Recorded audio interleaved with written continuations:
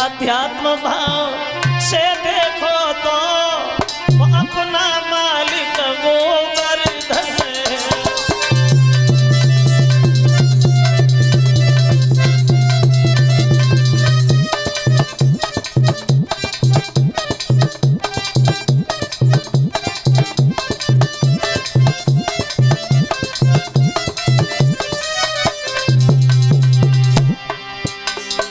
सबका मालिक एक है परमेश्वर, उसी का सच्चा पूजन है।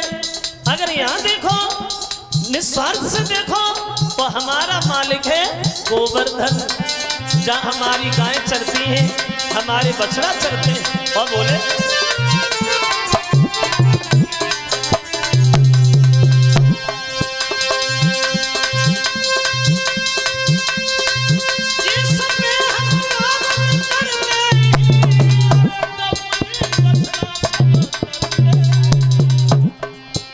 जिन गोवर्धन की महिमा से दिन रात किलोने करते,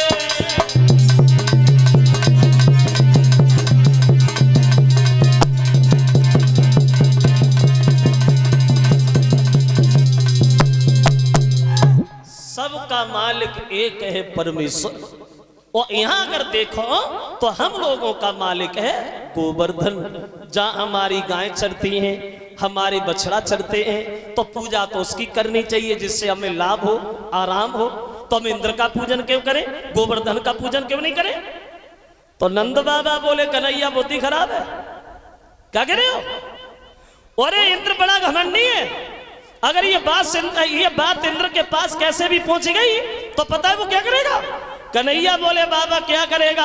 अरे ज्यादा करेगा तो जल की वर्षा नहीं करेगा, और क्या करेगा, लेकिन पूजा होगी तो गिरिराज महाराज की। बाबा अब हुआ ऐसा कि हाथ पकड़ी माँ कईरी मेरे नाना, ओए ओए मेरे नाना प्यारे, कोई सुन लाला मेरी बात।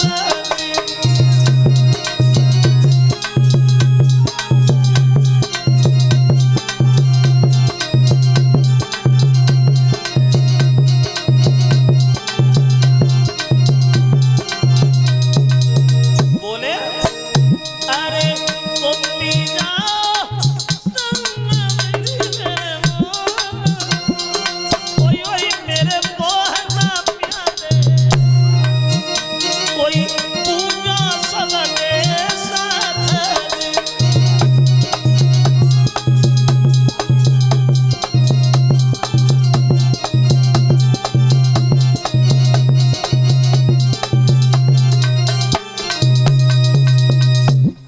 नहीं माने भगवान, बोले बाबा अगर इंद्र का पूजन होगा वृंदावन में तो हम उसका पूजन नहीं होने देंगे, पूजा होगी तो गिरिराज महाराज की। तो नंद बाबा ने गांव में जाकर के सबसे सलाह मिलाई और बोले भैया कन्हैया की इच्छा है तो आप लोगों की क्या इच्छा है? अगर हम लोग गोवर्धन का पूजन न करें तो और पूजा कर भी ले तो इन दोनों में विचार किया है। तो गांव के लोग बोले बाबा अगर ऐसी बात है तो अभी तक इंद्र को पूजते रहे तो एक बार गोवर्धन को पूज लो, और जो तुम ही कह रहे हो कन्हैया की इच्छा भी है तो कन्हैया की इच्छा पूरी कर दो। तो ग्वाल बाल और गोपियों को इशारा दिया है कि सब गोपियां चले गोवर्धन की तरफ, गोवर्धन की पूजा होनी है। अब गोपियां धीरे धीरे गीत गाती हुई, गुनगुनाती हुई आगे बढ़ी है गोवर्धन की पूजा करने। आशा करें आप लोग भी गाते चलें धीरे धीरे।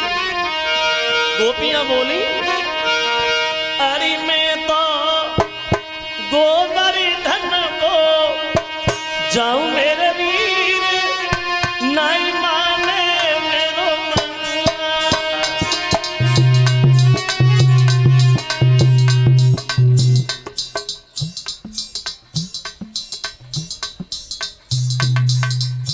आ रही है लेकिन कम आ रही है, बताओ इतनी भीड़ है। सब लोग बोलो धीरे धीरे। मैं तो गोवर्धन को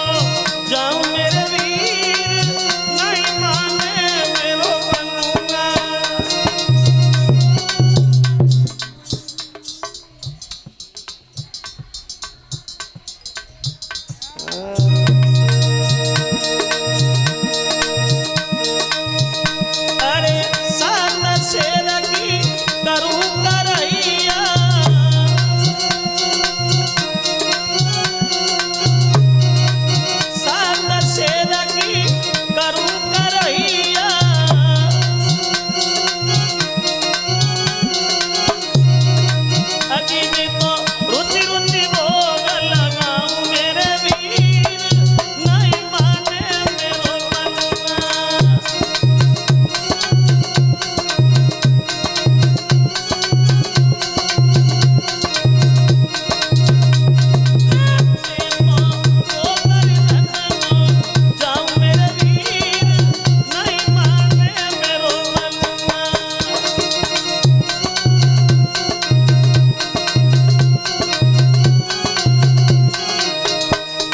वृंदावन पे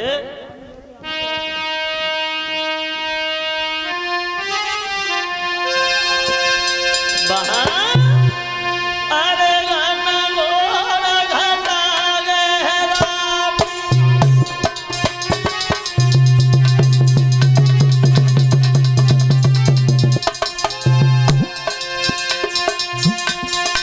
पर फिर बरसन लागो पानी।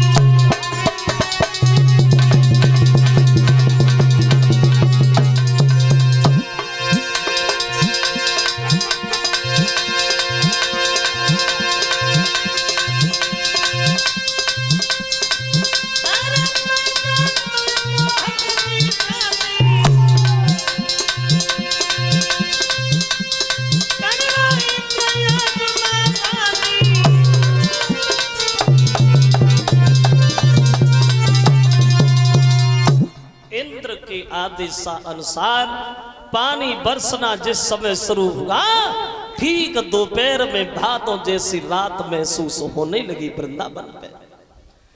काले पीले नीले सफेद बादल पे बादल आन लगे वो टूटने लगी बिजली ब्रज पे वो 49 पवन सन्नान लगे।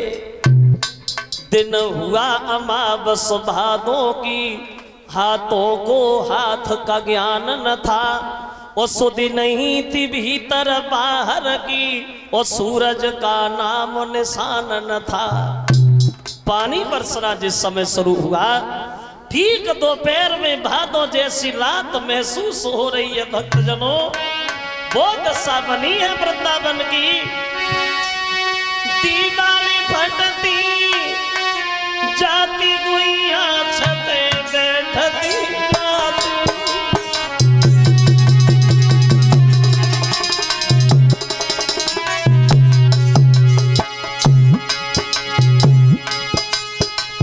दीवाली फटती जाती और छते बैठती जाती।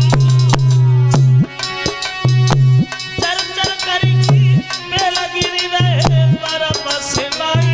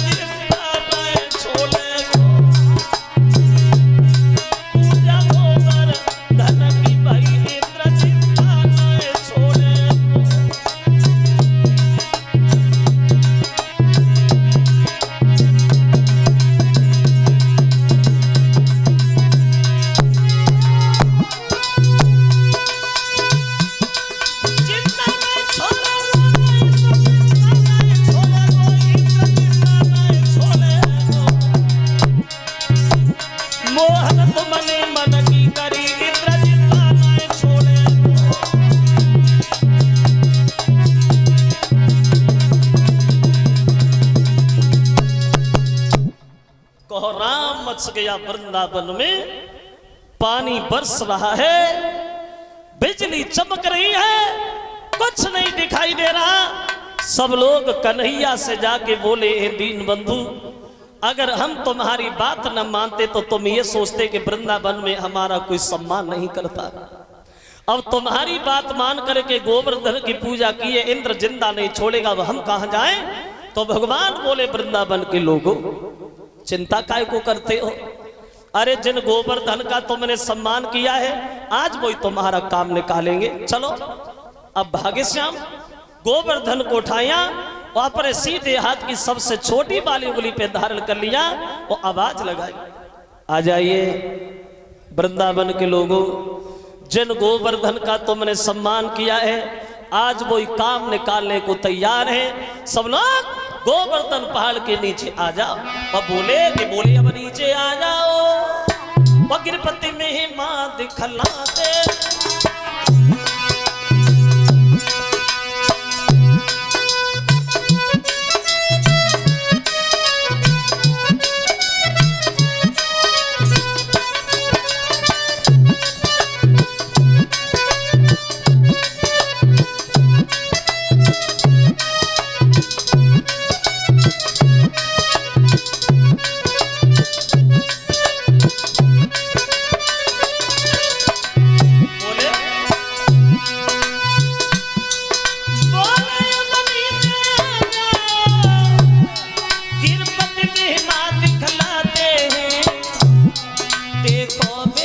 छतरी बन के आज नीचे हमें बुलाते हैं।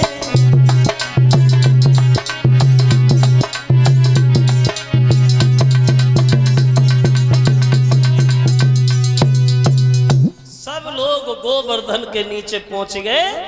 पानी बरस रहा है लेकिन करामात गोवर्धन में एक अलग से नजर आई। वो गोवर्धन पहाड़ इतना गर्म हुआ है श्रोता बंधुओं, जो भी जल उसमें पड़ता है वो जल जल जाता है और फिर भाप बन के आकाश में उड़ जाता है। 3 दिन हो गए लगातार बारिश होते होते। तो यशोदा ने सब ग्वालों से एक बात कही, पत्थर हो सबकी सब, कोई दया नहीं है तुम लोगों में। कन्हैया ने जब से गोवर्धन को साधा है तब से आराम नहीं मिला। अरे थोड़ा थोड़ा सहारा लगा जो कन्हैया को आराम मिलना है।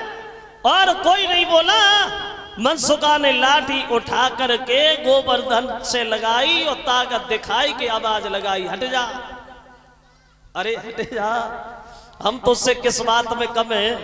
जिस घर में तूने माखन खाया उसी में हमने भी खाया, हट जा लग, अब हम सादे रहे। जब ये कहा कि सादे रहे तब तक राधा जो थी वो कन्हैया की तरफ देख करके हंसने लगी। और जो राधा हंसी तो भगवान भी हंसे गए। और जब भगवान हंसे बात बिगड़ी गई। हुआ ऐसा कि बहस से हिल गई माए और गोवर्धन डोली उठा।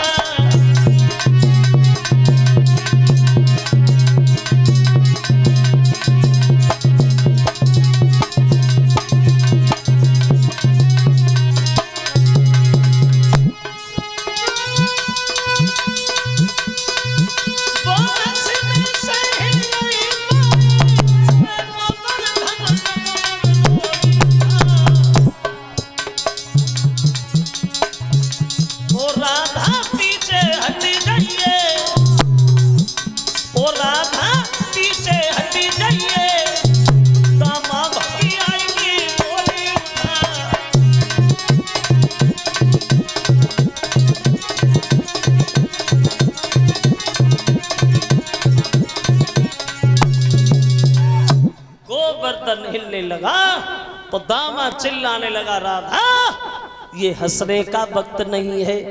अगर गोवर्धन ऊपर से नीचे गिर गया तो चूरन बन जाएगा, हंसो नहीं।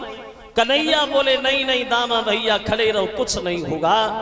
लगातार 7 दिन बारिश रही है वृंदावन के ऊपर, लेकिन एक भी बूंद वृंदावन के ऊपर नहीं डाल पाया। अंत में मेघों का राजा हार करके इंद्र से जाके मिला। इंद्र ने देखा आ गए, विनाश हो गया वृंदावन का, कोई जिंदा तो नहीं बचा। बोले महाराज कोई भी नहीं मरा। हाँ मैंने एड़ी से चोटी तक की ताक लगाई प्रभु, लेकिन अफसोस की बात यह है एक बूंद हम वृंदावन के ऊपर नहीं डाल सके। तब इंद्र को ज्ञान हुआ, इसका मतलब है कि कृष्ण अवतार हो गया। बोले बादल हट जा। बादल सब हटने लगे हैं, अंधकार नष्ट हो गया, प्रकाश छा गया।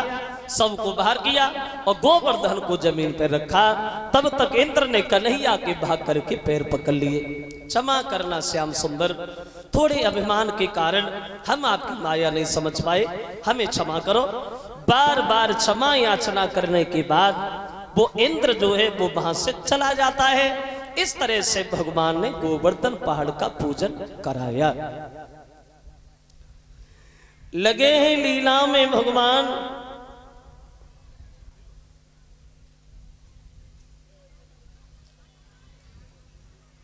इधर जो वृंदावन और बरसाने में जो गोपियां हैं ये कन्हैया से बड़ा प्रेम करती,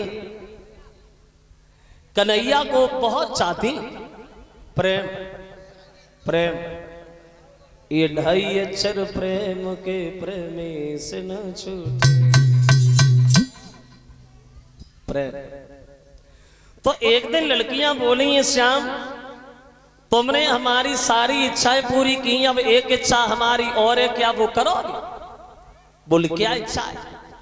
तो लड़कियां बोली हैं, मोहन हो सके तो किसी दिन तुम हमारे साथ महाराज और करो। तो कन्हैया बोले करेंगे, इसमें कौन सी बड़ी बात। अब एक दिन कन्हैया को ध्यान आया, क्वार के महीना की शुक्ल पक्ष की पूर्णमासी की शाम को ध्यान आओ, योग माया को बुलाओ। बोले जाओ यमुना के किनारे वृंदावन में इतनी सुंदर रमणीक जगह बना के तैयार करो जहां गोपियों के साथ महाराज कर सके। अब योग माया दौड़ी, जगह बनाई, और जब जगह बनाई तो कैसी जगह बनाई? वो जगह ऐसी बनाई, वो जगह कैसी बनाई, वो जगह ऐसी बनाई, वो जगह कैसी बनाई, वो जगह, अरे वो जगह, आहा, वो जगह जो है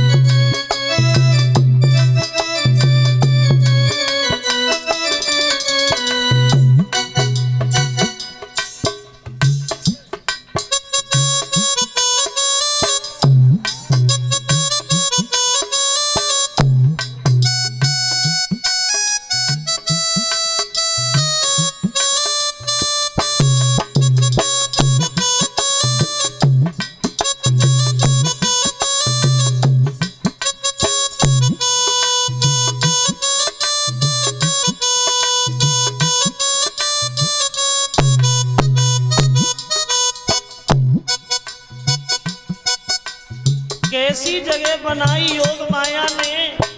तो एक कवि कल्पना करता है जो जगह बनाई है वो जगह जागृत खले अति सुंदर आए में फूल के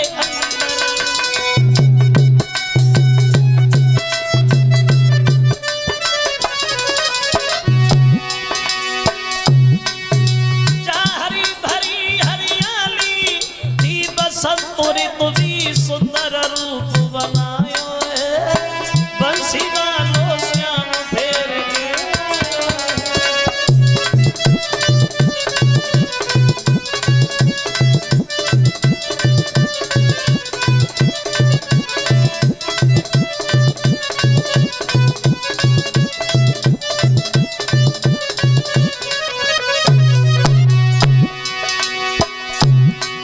गए हैं श्याम, जब सुंदर रमणीक जगह देखी तो उनसे रुका नहीं गया। अब बंसी बजाई भगवान ने वहां, तब लई मुरली हाथन में और दीनी श्याम बजाई।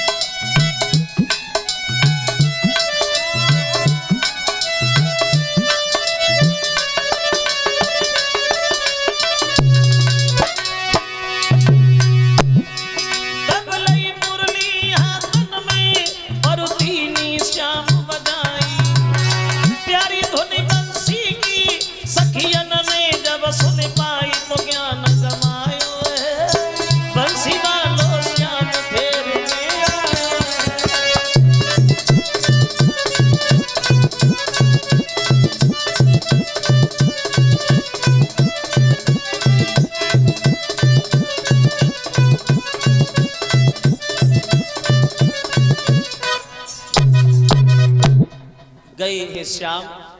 जब सुंदर रमणी की जगह देखी तो कन्हैया से रुका नहीं गया। अब कन्हैया ने बंसी उठाई और बजाई वहां।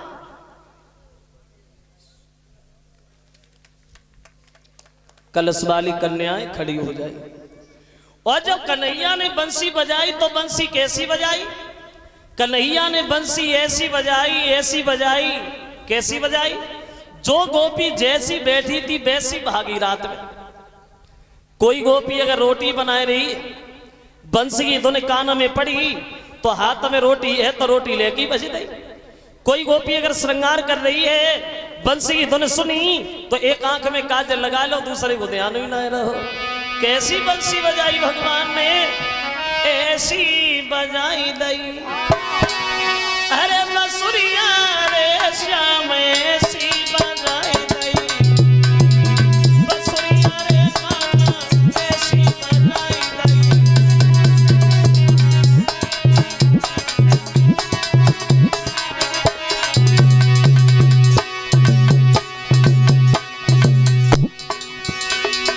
गोपियां श्रृंगार भूल गई, उल्टे सीधे गहने पहनना शुरू हो गई।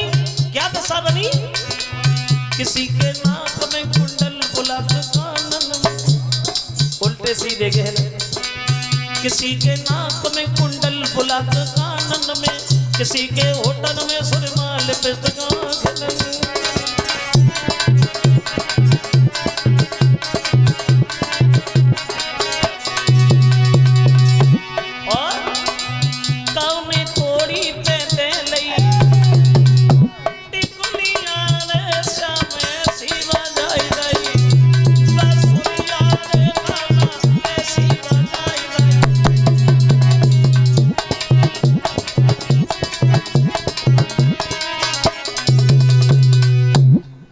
सीधे गहने पहनी भागी रात।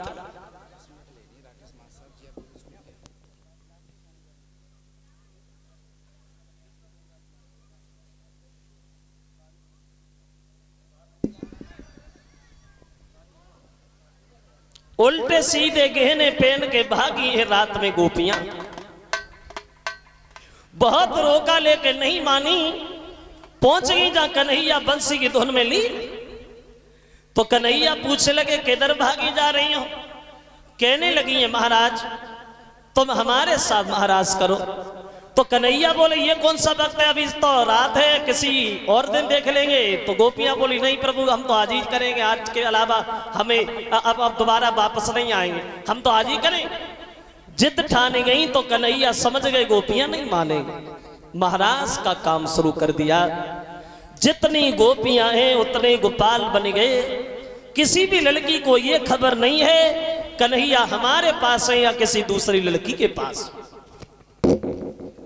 अब जब महाराज शुरू हुआ तो उस महाराज के दृश्य को देखने के लिए देवताओं की देवियां भी चली रात में।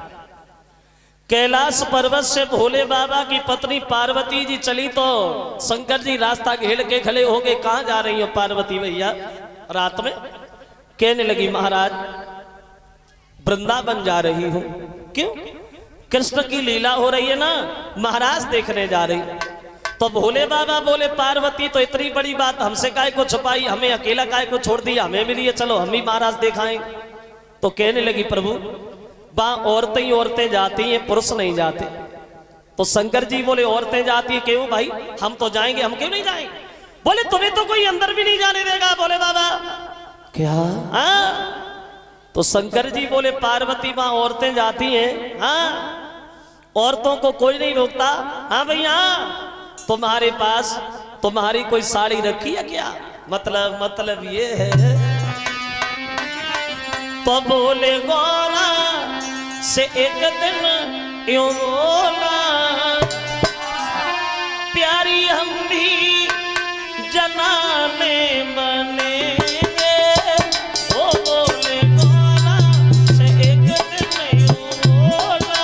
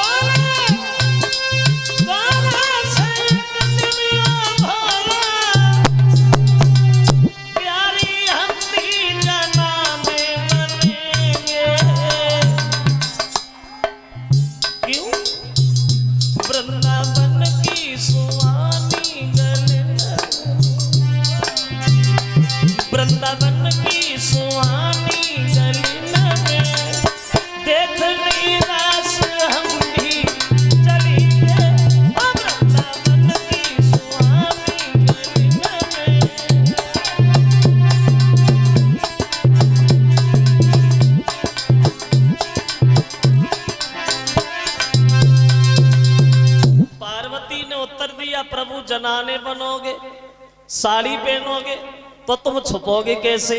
ना तो तुम पे औरतें जैसी चालें आए और ना औरतें जैसी बातें आए, और जो 1.5 हाथ की दाढ़ी लटक रही इसे कहाँ ले जाओगे भोले बाबा?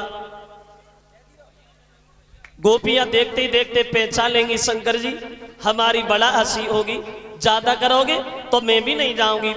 शंकर जी बोले तुमसे किसने कहा तुम जाओ, तुम बैठो, हम तो गए।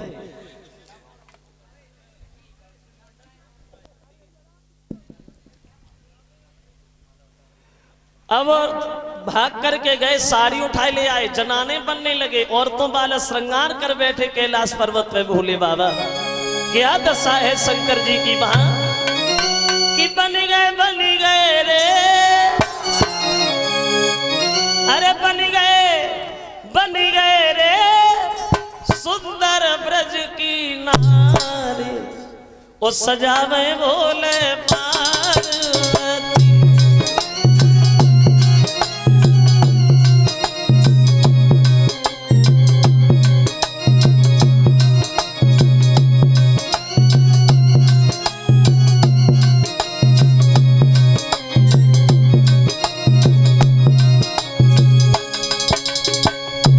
वाली कन्याएं खड़ी हो जाएगी। बन गए रे सुंदर ब्रज की नारी, वो सजावे भोले